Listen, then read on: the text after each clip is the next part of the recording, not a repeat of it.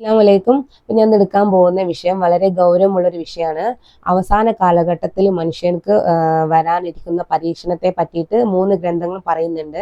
മറ്റൊന്ന് യഥാർത്ഥ സൃഷ്ടാവിന്റെ ദൃഷ്ടാന്തങ്ങൾ പുറത്തു വരുമെന്നും പറയുന്നുണ്ട്. അപ്പൊ ഈ 2 കാര്യങ്ങളാണ് ഇന്ന് നമ്മൾ ഇവിടെ അവതരിപ്പിക്കുന്നത്. അതുകൊണ്ട് തീർച്ചയായിട്ടും അത് എല്ലാവർക്കും ഉപകാരപ്പെടുന്ന ഒരു സബ്ജക്റ്റ് ആയതുകൊണ്ട് എല്ലാ വിശ്വാസികളും അത് മുഴുവനായിട്ട് കാണാനും കേൾക്കാനും ശ്രമിക്കുക. ഒരിക്കലും അത് പാതി വെച്ചിട്ട് ഇട്ട് പോവാതിരിക്കുക. ഇനി ഞാൻ സബ്ജക്റ്റിലേക്ക് പോവാണ്. സൃഷ്ടാവിന്റെ ദൃഷ്ടാന്തത്തെ പറ്റിയിട്ട് ഖുർആനിൽ പറയുന്ന കുറച്ച് കാര്യങ്ങൾ ഞാൻ ആദ്യം പറയാം. എന്നിട്ട് ഓരോന്ന് ബൈബിളിലും ഭഗവത്ഗീതയിൽ നിന്നുകൊണ്ട് പറയാം. അധ്യായം 21 സൂറ അംബിയായില് 37 പറയുന്നത്, ധൃതി കൂട്ടുന്നവനായിട്ട് മനുഷ്യനെ സൃഷ്ടിക്കപ്പെട്ടിട്ടുള്ളത് എന്റെ ദൃഷ്ടാന്തങ്ങൾ വഴിയെ ഞാൻ നിങ്ങൾക്ക് കാണിച്ചു തരുന്നതാണ്. അതിനാൽ നിങ്ങൾ ധൃതി കൂട്ടരുത്. അധ്യായം 6 അൽ അനാമിലെ 3, 4, 5 പറയുന്നത്, അവൻ തന്നെയാണ് ആകാശങ്ങളിലും ഭൂമിയിലും സാക്ഷാൽ ദൈവം. നിങ്ങളുടെ രഹസ്യവും പരസ്യവും അവൻ അറിയുന്നു. നിങ്ങൾ നേടിയെടുക്കുന്നതും അവൻ അറിയുന്നു. അവരുടെ രക്ഷിതാവിൽ നിന്നുള്ള ഏതൊരു ദൃഷ്ടാന്തം അവർക്ക് വന്നു കിട്ടുമ്പോഴും അവരതിനെ അവഗണിച്ചു കളയുന്നവരാണ്. അങ്ങനെ ഈ സത്യം അവർക്ക് വന്നു കിട്ടിയപ്പോഴും അവരതിനെ പരിഹസിച്ചു കളഞ്ഞു, നിഷേധിച്ചു കളഞ്ഞു. എന്നാൽ അവർ ഏതൊന്നിനെ പരിഹസിച്ചു കൊണ്ടിരുന്നുവോ അതിന്റെ വൃത്താന്തങ്ങൾ വഴി അവർക്ക് നാം കാണിച്ചു കൊടുക്കുന്നതാണ്. അവർ കണ്ടിട്ടില്ലേ അവർക്ക് മുമ്പ് നാം എത്ര തലമുറകളെയാണ് നശിപ്പിച്ചു കളഞ്ഞതെന്ന്. അധ്യായം 38 സ്വാതിൽ 87, 88 പറയുന്നത്, ഇത് ലോകർക്കുള്ള ഒരു ഉത്ബോധനം മാത്രമാവുന്നു. ഒരു കാലയളവിന് ശേഷം ഇതിലെ വൃത്താന്തം നിങ്ങൾക്ക് മനസ്സിലാവുക തന്നെ ചെയ്യും. അധ്യായം 78 സൂറ അൻ നബയില് 1 മുതൽ 5 വരെ പറയുന്നത്, എന്തിനെ പറ്റിയാണ് അവർ പരസ്പരം ചോദിച്ചുകൊണ്ടിരിക്കുന്നത്? ആ മഹത്തായ വൃത്താന്തത്തെ പറ്റി. അവർ ഏതൊരു കാര്യത്തിൽ അഭിപ്രായ വ്യത്യാസത്തിലായിരിക്കുന്നുവോ അതിനെ പറ്റി. നിസ്സംശയം അവർ വഴിയെ അറിഞ്ഞുകൊള്ളും. ഒന്നുകൂടെ അവിടെ റിപ്പീറ്റ് ചെയ്ത് പറയുന്നത്, നിസ്സംശയം അവർ വഴിയെ അറിഞ്ഞുകൊള്ളുമെന്ന്. ഇനി ഫുസിലത്തില് അധ്യായം 41 ഫുസിലത്തിലെ 52, 53 പറയുന്നത്, നീ പറയുക, നിങ്ങൾ ആലോചിച്ച് നോക്കിയിട്ടുണ്ടോ? ഈ ഖുർആൻ അള്ളാഹുവിൽ നിന്നുള്ളതായിരിക്കുകയും എന്നിട്ട് നിങ്ങൾ അതിൽ അവിശ്വസിച്ചിരിക്കുകയുമാണെങ്കിൽ അവനെ പോലെ കടുത്ത മത്സരത്തിൽ കഴിയുന്നവനേക്കാളും കൂടുതൽ പിഴച്ചു പോയവൻ ആരുണ്ട് എന്ന്. എന്നിട്ട് പറയുന്നത്, ഈ ഖുർആൻ സത്യമാണെന്ന് അവർക്ക് വ്യക്തമാക്കത്തക്കവണ്ണം വിവിധ ദിക്കിലും അവരിൽ തന്നെയും നമ്മുടെ ദൃഷ്ടാന്തങ്ങൾ വഴിയെ നാം അവർക്ക് കാണിച്ചു കൊടുക്കുന്നതാണ്.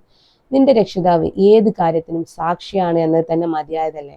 ഓർക്കുക, തീർച്ചയായും അവൻ തങ്ങളുടെ രക്ഷിതാവിനെ കണ്ടുമുട്ടുന്ന കാര്യത്തിൽ സംശയത്തിലാകുന്നു. ഓർക്കുക, തീർച്ചയായും അവൻ ഏതൊരു വസ്തുവിനെയും വലയം ചെയ്തിട്ടുള്ളവനാകുന്നു.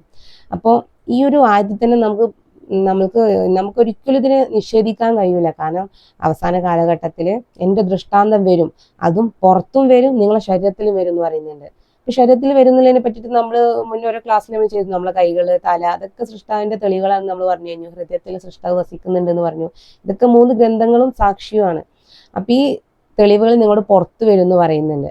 അപ്പോൾ നിങ്ങൾക്ക് നിന്റെ രക്ഷിതാവ് എല്ലാ കാര്യത്തിനും സാക്ഷിയാണെന്നായിരിക്കും, അതിന് മതിയായ തെളിവല്ല എന്ന് അവിടെ ചോദിക്കുന്നത്. അപ്പൊ എല്ലാ കാര്യത്തിനും സൃഷ്ടാവ് സാക്ഷിയാണെന്ന് നമുക്ക് മനസ്സിലാക്കാൻ കഴിയും. അതാണ് യഥാർത്ഥ തെളിവ് വരുന്നത്. പിന്നെ ഏതൊരു വസ്തുവിനെയും അവൻ വലയം ചെയ്തിട്ടുള്ളവനാണെന്ന് പറയുന്നു. അപ്പൊ നമ്മൾ സൃഷ്ടാവിന്റെ കൈകളെ പറ്റിയിട്ട് നമ്മൾ ഇന്നലെ വ്യക്തമായിട്ട് നിങ്ങൾക്ക് പറഞ്ഞു തന്നു.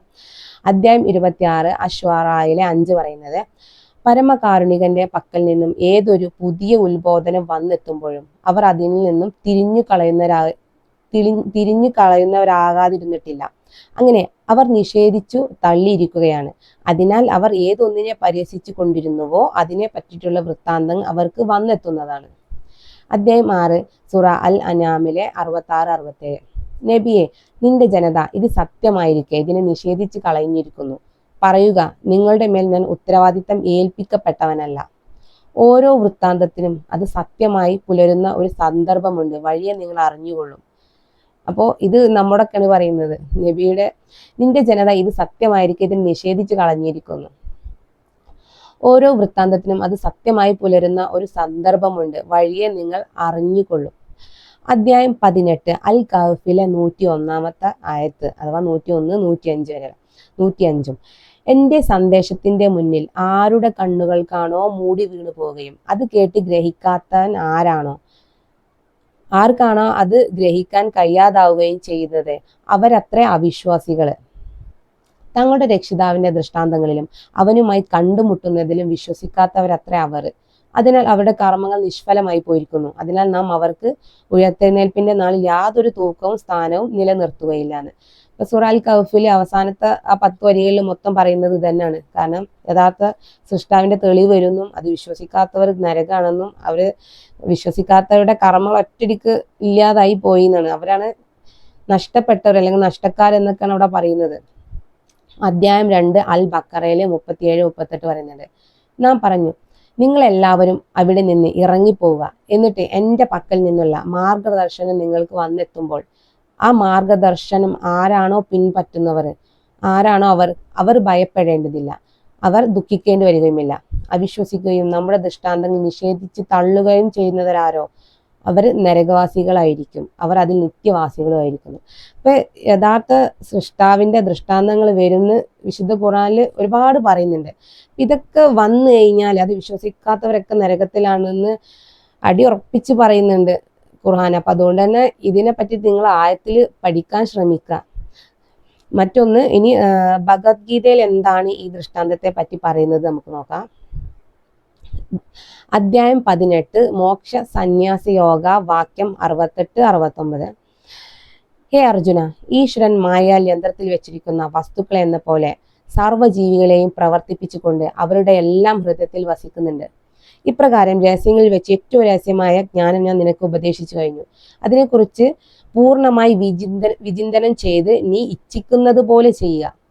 എല്ലാറ്റിലും രഹസ്യവും ശ്രേഷ്ഠവുമായ വാക്കുകൾ വീണ്ടും നീ കേൾക്കുക. സർവധർമ്മങ്ങളെയും പരിത്യജിച്ച് എന്നെ മാത്രം നീ ശരണം പ്രാപിച്ചാലും ഞാൻ നിന്നെ സകല പാപങ്ങളിൽ നിന്നും മോചിപ്പിക്കാം. നീ ദുഃഖിക്കരുത്. ഈ ജ്ഞാനം തപസ്സില്ലാത്തവനും ഭക്തരല്ലാത്തവനും നീ ഒരിക്കലും ഉപദേശിക്കരുത്.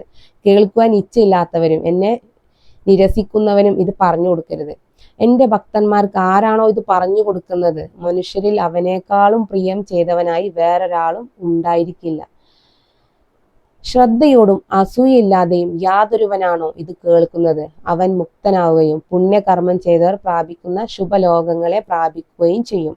ഈ രഹസ്യം പറഞ്ഞു കൊടുക്കുന്നവന് അള്ളാഹു ഏറ്റവും ഇഷ്ടപ്പെടുന്നുണ്ട്, അല്ലെങ്കിൽ ദൈവം ഇഷ്ടപ്പെടുന്നുണ്ട് ഇവിടെ പറയുന്നുണ്ട്. ഇപ്പൊ ഏതാണ് ഈ രഹസ്യം? നമ്മളെ ഹൃദയത്തിൽ സൃഷ്ടാവ് വസിക്കുന്നുണ്ട് എന്ന് നമ്മൾ 3 ഗ്രന്ഥങ്ങളിൽ നിന്ന് നമ്മൾ പറഞ്ഞു. കാരണം അതിന് സൃഷ്ടാവിന്റെ ഒരു അംശമാണ് നമ്മുടെ ജനനം, മരണം, നമ്മളെ ബ്രീത്തിങ്, നമ്മളെ ഈ പ്രപഞ്ചത്തിലുള്ള എല്ലാ കാര്യങ്ങളൊക്കെ നടക്കുന്ന ഒരു അംശമാണ്. ഇതാണ് പുറത്ത് അറിയുമെന്ന് പറയുന്നത്. ഈ അറിയുന്ന സമയത്ത് ഇത് നിങ്ങൾ ശ്രദ്ധയോടെ അസൂയയില്ലാതെ നിങ്ങളിത് കേൾക്കുകയാണെങ്കിൽ, ശ്രദ്ധിക്കുകയാണെന്നുണ്ടെങ്കിൽ, സ്വീകരിക്കുകയാണെന്നുണ്ടെങ്കിൽ നിങ്ങൾക്ക് നിങ്ങളെ പാപങ്ങളൊക്കെ ഞാൻ കഴുകി കളയാം, എന്നിട്ട് നിങ്ങൾക്ക് ശുഭലോകങ്ങളെ പ്രാപിക്കാമെന്ന് പറയുന്നുണ്ട്. അപ്പോൾ ഇവിടെ അത് വിശ്വാസമില്ലാത്തവരോട് പറഞ്ഞു കൊടുക്കരുത്. അഥവാ പറഞ്ഞു കഴിഞ്ഞാൽ അവരത് നിരസിക്കുകയാണെങ്കിൽ നേരെ തിരിച്ചായിരിക്കും അവർക്ക് സംഭവിക്കുന്നത്, കാരണം നരകമായിരിക്കും. അപ്പൊ അതന്നെയാണ് ഇവിടെ നമ്മൾ ഖുർആനിൽ പറഞ്ഞത്, സൃഷ്ടാവിന്റെ ദൃഷ്ടാന്തങ്ങൾ വരും, അതിനെ നിങ്ങൾ സ്വീകരിക്കാനാണ് ഭഗവത്ഗീത പറയുന്നത്. അതേ ദൃഷ്ടാന്തം തന്നെയാണ് നമ്മൾ ഖുർആനിൽ പറഞ്ഞത്. കാരണം സൃഷ്ടാവിന്റെ കൈകൾ, അല്ലെങ്കിൽ സൃഷ്ടാവിന്റെ നാമം, അല്ലെങ്കിൽ സൃഷ്ടാവിന്റെ ഒരു അംശം എന്നൊക്കെ പറയുന്ന ഈ ഒരു ഭാഗം. ഇനി നമ്മൾ ബൈബിളിൽ എന്താ പറയുന്നത് നോക്കാം. യെശയ്യായിൽ 66-14. യഹോവയുടെ കൈ ദാസന്മാർക്ക് വെളിപ്പെടും, ശത്രുക്കളോട് അവൻ ക്രോധം കാണിക്കും. യെശയ്യായിൽ 60-2. അന്ധകാരം ഭൂമിയെ കൂരിട്ട് ജാതികളെയും മൂടുന്ന നിന്റെ മേൽ കർത്താവ് ഉദിക്കും, അവന്റെ തേജസ്സും നിന്റെ മേൽ ഉദിക്കും. അന്ധകാരം ഭൂമിയെയും കൂരിരുട്ട് ജാതികളെയും മൂടുന്നു, നിന്റെ മേലെ കർത്താവ് ഉദിക്കും, അവന്റെ തേജസ്സും നിന്റെ മേൽ പ്രത്യക്ഷമാകുന്നു. അപ്പോൾ നമ്മുടെ മേലിൽ കർത്താവ് ഉദിക്കും, അവന്റെ തേജസ്സും നമ്മളിൽ പ്രത്യക്ഷമാകും എന്ന് പറയുമ്പോൾ ഇപ്പൊ നമ്മള് ഫുസിലത്തിൽ പറഞ്ഞ പോലെ സൃഷ്ടാവിന്റെ ദൃഷ്ടാന്തങ്ങൾ നിങ്ങളിലും അതിന്റെ പുറത്തും നിങ്ങൾക്ക് കാണിച്ചു തരുന്നു പറഞ്ഞില്ലേ, അതന്നെ നമ്മുടെ ശരീരത്തിൽ ഉദിക്കുന്നു പറയുന്നത്. കാരണം നമ്മുടെ കൈകൾ താല അതൊക്കെ സൃഷ്ടാവിന്റെ തെളിവുകളാണ്. അതാണ് ഇവിടെ ഉദ്ദേശിക്കുന്നത്. യെശയ്യാ 50:10 പറയുന്നത്, നിങ്ങൾ കർത്താവിനെ ഭയപ്പെടുകയും അവന്റെ ദാസന്റെ വാക്ക് നിങ്ങൾ കേട്ട് അനുസരിക്കുകയും ചെയ്യുന്നവനാര്? തനിക്ക് പ്രകാശമില്ലാത്ത അന്ധകാരത്തിൽ നടന്നാലും അവൻ ദൈവത്തിന്റെ നാമത്തിൽ ആശ്രയിച്ചു തൻ്റെ ദൈവത്തിന്മേൽ ചാരിക്കൊള്ളട്ടെ എന്ന് പറയുന്നുണ്ട്. അപ്പോൾ ദൈവത്തിന്റെ നാമത്തിൽ ആശ്രയിച്ച് എന്ന് പറയുമ്പോൾ നമ്മൾ സൃഷ്ടാവിന്റെ കൈകളെ നമ്മൾ ആശ്രയിക്കുന്നുണ്ട്. അതുകൊണ്ട് ആ കൈകള് ആ സൃഷ്ടാവിനെ തന്നെ നിങ്ങൾ ചാരിക്കൊള്ളട്ടെ എന്ന് അവിടെ പറയുന്നത്, ദൈവത്തിന്മേൽ ചാരിക്കൊള്ളട്ടെ. അപ്പോൾ ഇത് തന്നെയാണ് മറ്റുള്ള ഗ്രന്ഥങ്ങളും പറയുന്നത്. സൃഷ്ടാവിന്റെ കൈ എന്താണോ, അംശം എന്താണോ, ആ നാമം എന്താണോ, അതൊക്കെ സെയിം ഒന്നാണ്. 3 ഗ്രന്ഥങ്ങളും ഒരു കാര്യം തന്നെയാണ് പറയുന്നത്. ഇനി അതിൽ തന്നെ 11 പറയുന്നുണ്ട്, തീ കത്തിച്ചു തീയമ്പുകൾ അരക്കി കെട്ടുന്നവരെ, നിങ്ങൾ എല്ലാവരും നിങ്ങളുടെ തീയുടെ വെളിച്ചത്തിലും നിങ്ങൾ കൊളുത്തിയിരിക്കുന്ന തീ അമ്പുകളുടെ ഇടയിലും നടപ്പീൻ. എൻ്റെ കയ്യാൽ ഇത് നിങ്ങൾക്ക് ഭവിക്കും. നിങ്ങൾ വ്യസനത്തോടെ കിടക്കേണ്ടി വരും. അപ്പോൾ ഇത് വിശ്വസിക്കാത്തവരോടുള്ളൊരു ഇതാണ് പറയുന്നത്. നിങ്ങൾക്കത് ദുഃഖമായിരിക്കും എന്ന് പറയുന്നുണ്ട്. നീതിയെ പിന്തുടരുന്നവരും കർത്താവിനെ അന്വേഷിക്കുന്നവരും ആയുള്ളവരെ എൻ്റെ വാക്ക് കേൾപ്പീൻ. അപ്പോൾ ഇവിടെ കർത്താവ് പറയുന്നത് എന്താണ്? നിങ്ങൾ എൻ്റെ വാക്ക് കേട്ടോളി. ദൈവത്തിന്റെ നാമത്തിൽ നിങ്ങൾ ആശ്രയിക്കുന്നുണ്ടെങ്കിൽ, അതിനെ നിങ്ങൾ ആശ്രയിക്കുന്നുണ്ടെങ്കിൽ നിങ്ങൾ അതിൽ ചാരിക്കൊള്ളട്ടെ, അതാണ് നിങ്ങളുടെ ദൈവം എന്നാണ് ഇവിടെ പറയുന്നത്. അപ്പോൾ ഈ കാര്യം തന്നെയാണ് 3 ഗ്രന്ഥങ്ങളും പറയുന്നത്. അഥവാ സൃഷ്ടാവിന്റെ ഒരംശം, അത് നമ്മുടെ ജനനം മരണം മറ്റുള്ള കാര്യങ്ങളൊക്കെ നിയന്ത്രിക്കുന്ന ആ ഒരു അംശത്തെ യഥാർത്ഥ തെളിവുകൾ പുറത്തു വരുന്നത്. അപ്പൊ അതിനെ നിങ്ങൾ വിശ്വസിക്കാനാണ് 3 ഗ്രന്ഥങ്ങൾ പറയുന്നത്. ഇനി മറ്റൊന്ന് സൂറ അംബിയാ അധ്യായം 21 110 പറയുന്നത്, തീർച്ചയായും സംസാരത്തിൽ നിന്ന് പരസ്യമായിട്ടുള്ളത് അവനറിയും, നിങ്ങൾ ഒളിച്ചു വെക്കുന്നതും അവനറിയും. എനിക്കറിഞ്ഞുകൂടാ, ഇതൊരു വേള നിങ്ങൾക്കൊരു പരീക്ഷണവും അല്പസമയത്തേക്ക് മാത്രമുള്ള ഒരു സുഖാനുഭവമായേക്കാം. അപ്പോൾ തീർച്ചയായും സംസാരത്തിൽ നിന്ന് പരസ്യമായിട്ടുള്ളതും രഹസ്യമായിട്ടുള്ള അറിയെന്ന് പറയുമ്പോൾ ഇവിടെ നമ്മൾ പറഞ്ഞല്ലോ, ഹൃദയം നമ്മൾ സൃഷ്ടാവുമായിട്ട് കണക്റ്റഡ് ആണ്. 3 ഗ്രന്ഥവും പറയുന്നുണ്ട് നമ്മളെ ഹൃദയത്തിൽ സൃഷ്ടാവ് വസിക്കുന്നുണ്ടെന്ന്. അപ്പൊ അതുകൊണ്ട് തന്നെ നമ്മൾ എല്ലാ കാര്യം സൃഷ്ടാവിനെ കാണാനും കേൾക്കാനും ഒക്കെ കഴിയുന്നുണ്ട്. ഇത് നിങ്ങൾക്കൊരു പരീക്ഷണമാണ്, അല്പസമയത്തേക്കുള്ള സുഖാനുഭവം ആയിരിക്കാന്ന്. അപ്പൊ ഇതിനെ നിങ്ങൾ വിശ്വസിക്കുന്നുണ്ടോ ഇല്ല എന്നാണ് ഇപ്പൊ മുന്നൊക്കെ നമ്മൾ അതിനെ വിശ്വസിക്കാൻ നമ്മോട് പറയുന്നുണ്ട്. അപ്പൊ ഈ അവസാനത്തെ പരീക്ഷണം എന്താന്നുള്ളത് നിങ്ങൾ മനസ്സിലാക്കാം. ഇനി അൽ ഇസ്രാ അധ്യായം 17 പറയുന്നത്, 60-ാമത്തെ സൂക്തം പറയുന്നത്, തീർച്ചയായും നിന്റെ രക്ഷിതാവ് മനുഷ്യരെ വലയം ചെയ്തിരിക്കുന്നു എന്ന് നാം നിന്നോട് പറഞ്ഞ സന്ദർഭം ശ്രദ്ധേയമാണ്. നിനക്ക് കാണിച്ചു തന്ന ആ ദർശനം നാം ജനങ്ങൾക്ക് ഒരു പരീക്ഷണമാക്കുകയും മാത്രമാക്കിയിരിക്കുകയാണ്. ഖുർആനിലെ ശപിക്കപ്പെട്ട വൃക്ഷത്തെയും നാം അവരെ ഭയപ്പെടുത്തുന്നു. അപ്പോൾ ഇവിടെ ഒരു പരീക്ഷണമായിട്ടാണ് സൃഷ്ടാവുമായി ബന്ധപ്പെട്ട തെളിവുകൾ പുറത്തു വരുന്ന സമയത്ത് അത് നിങ്ങൾക്കൊരു പരീക്ഷണമാക്കിയിട്ടാണ് വെച്ചിട്ടുള്ളതെന്ന് പറയുന്നത്. അപ്പോൾ ഇതിലൊക്കെ നമുക്ക് മനസ്സിലാക്കാൻ കഴിയുന്ന കാര്യങ്ങൾ എന്തായിരിക്കും? ഇനിയിപ്പോൾ യഥാർത്ഥ സൃഷ്ടാവുമായി ബന്ധപ്പെട്ട തെളിവുകൾ പുറത്തു വന്നാൽ മാത്രമാണ് യഥാർത്ഥ ഇസ്ലാം എന്താണെന്ന് നമുക്ക് പഠിക്കാൻ കഴിയുള്ളൂ. അല്ലെങ്കിൽ യഥാർത്ഥ ഇസ്ലാമിനെ എല്ലാ മതങ്ങളെയും ഒരു കുടക്കീഴിൽ എത്തിക്കണം എന്നുണ്ടെങ്കിൽ അതിന്റെ യഥാർത്ഥ സത്യങ്ങൾ നമ്മൾ മനസ്സിലാക്കണം. അങ്ങനെ ഒരു റോൾ ഒരു വ്യക്തി ചെയ്യുകയാണെങ്കിൽ ആ വ്യക്തിയെ നമ്മൾ എന്തായിരിക്കും വിളിക്കുക? ഇനി ഭഗവത്ഗീതയിലാണ് കലിയുഗം അവസാനിപ്പിച്ചു കൊണ്ടുകൊണ്ട് കലിക്ക് വരുന്നത്. കാരണം യഥാർത്ഥ പൈശാചിക ചിന്തകളിൽ നിന്നും അല്ലെങ്കിൽ പിശാചി മനുഷ്യരെ ഒരുപാട് തെറ്റിച്ചു കളഞ്ഞിട്ടുണ്ട്. അപ്പൊ അതിൽ നിന്നൊക്കെ യഥാർത്ഥ സത്യത്തിലേക്ക് വഴി കാട്ടുന്നത് ആരാണ്? അവരുടെ വിശ്വാസപ്രകാരം കലിക്കാണ്.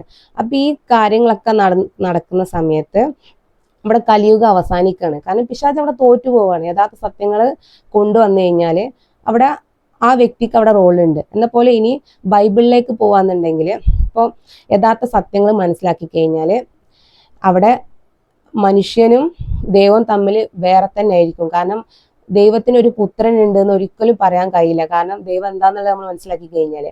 അപ്പൊ അങ്ങനെയാണെങ്കിൽ അവിടെ ക്രിസ്തുമതത്തെ അത് ബാധിക്കുന്നുണ്ട്. ഈസാ നബിയെ ദൈവമല്ല എന്ന് നമുക്ക് തെളിയിക്കേണ്ട ഒരു സാഹചര്യം അവിടെ വരുന്നുണ്ട്. അപ്പം ആ വ്യക്തിയെ ഒരു വ്യക്തി അങ്ങനെ കൊണ്ടുവന്നിട്ടുണ്ടെങ്കിൽ ആ വ്യക്തിയെ അവർ വിളിക്കുന്നത് ഒരു പക്ഷേ ആന്റി ക്രൈസ്റ്റ് എന്നായിരിക്കാം.